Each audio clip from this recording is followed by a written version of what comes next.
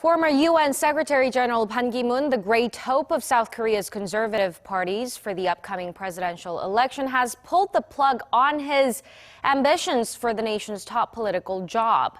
Ban had been starting to languish in the polls in recent days. Also on Wednesday, the National Assembly kicked off a month-long extraordinary session.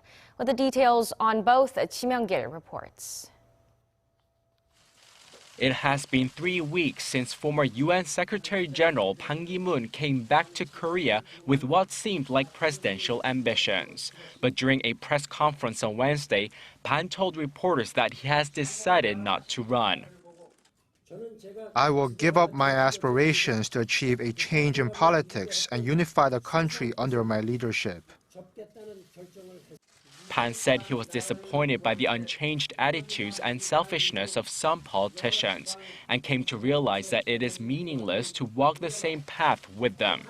Instead, Ban said he would devote his experiences from the UN to doing what he can for the country as a Korean citizen. Over at the National Assembly, lawmakers kicked off a month-long extraordinary session. The ruling Saenuri Party urged the opposition parties to pass livelihood bills and key reform bills. We urge the opposition parties to take responsibility for state affairs and stop focusing on presidential ambitions. The party also vowed to dedicate itself to efforts to revise the constitution before this year's presidential election. This is the first assembly session in 27 years with 4 political parties represented, and things seem to get off to a rocky start.